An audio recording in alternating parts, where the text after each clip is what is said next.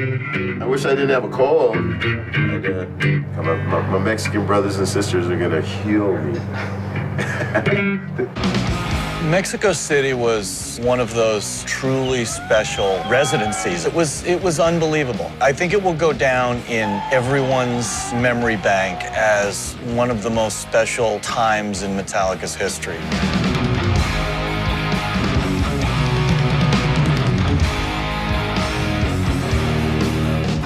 We brought you guys a bunch of goodies.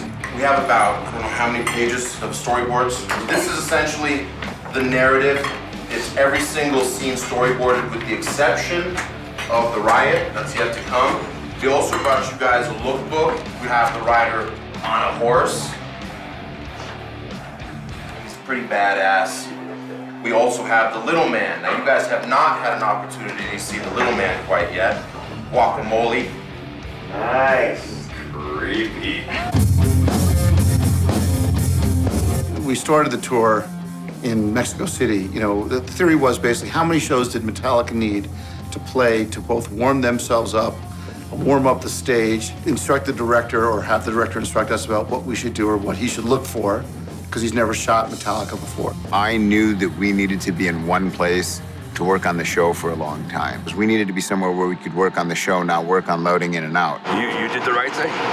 Okay, so if you lose audio, go ahead and kill the effect. Because we're for a live show, we got a hell of a situation on our hands, right? Leading up to Mexico, the show wasn't ready. No one knew if the Tesla coil would fire. No one knew if Doris would fall. No one knew if anything was going to properly work. Despite a couple of weeks of production rehearsals in California and the band being there, and there just wasn't enough time because that is a gargantuan production. This is the largest indoor production in the history of touring. I'm trying to figure out what kind of show you're running up here. It's a fucking disaster. Shit's falling everywhere. I'm going to start killing people who tell me that 3D is the complicated part of this. The hard part here is the size of this stage. It begs big, profane words.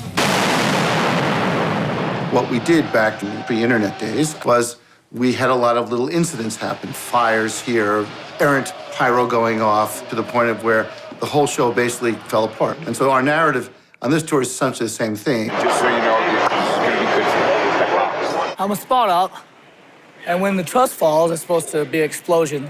I get knocked out and fall out of the chair. It's 40 feet up there. So I'm on a descender, so it decelerates you, so you don't kill yourself. But you look like you fall 45, but it doesn't hurt. We're gonna do this at 2, okay, and then do it at 5 with full pyro, and then do it at 9 with the band. It's really scary, dude. You get butterflies in your stomach because you got cues coming up. You gotta do it. It's like, but then, you know, next time, a couple times you do it, it gets a little easier. What's so great about it, though, in a live show process, it's still, you just never know what could happen. Safety is paramount. What we do is extremely dangerous. We're running the destruction sequence during Sandman, and I hear somebody say, "Get the guitars." And then I see a plume of smoke, so I start running. And I did not realize it, but it's not smoke. It was oil. Who hits the oil slick? It fucking slides down here like he's on a slicky slide. So he comes down here. Ow! Like this. My workbox was covered. My pedal board's covered, guitars, the amp racks are covered in oil. Anybody got any vinegar to go with this oil? Pulled it all out. We put oil dry down everywhere.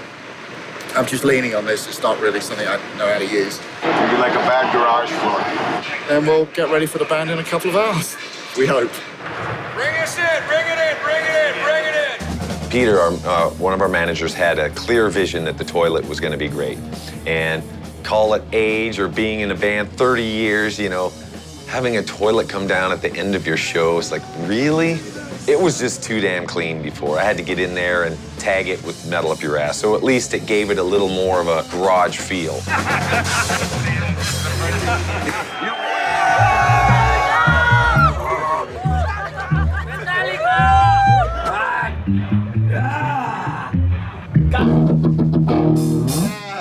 El Diablo Gato.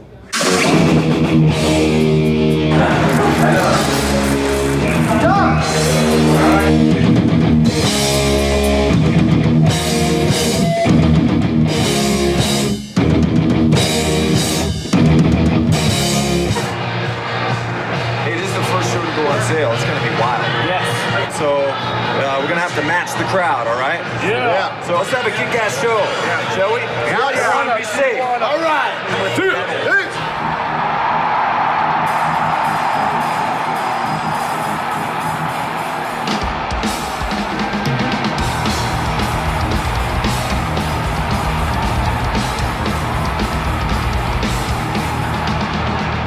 It was great, man. It was like driving a new car that you've never driven. You've stared at it for like weeks now and haven't been able to like actually get into it. But tonight was the night where we were actually able to like get into the vehicle and drive it.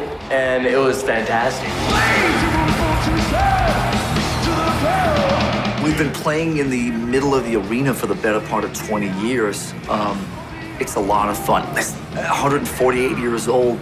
You know, every time you get up on stage, it's a lot of fun because that fact that you actually can climb up the stairs, you know, is a minor miracle in itself. There was a couple moments with the pyro. It was just so incredible and powerful. I was like, are we sure that this stuff is working correctly? Because it's so scary. It's such a powerful feeling to know that you're surrounded by all of this danger, but it's working in your direction. It's working with you to bring an amazing visual experience for people watching it.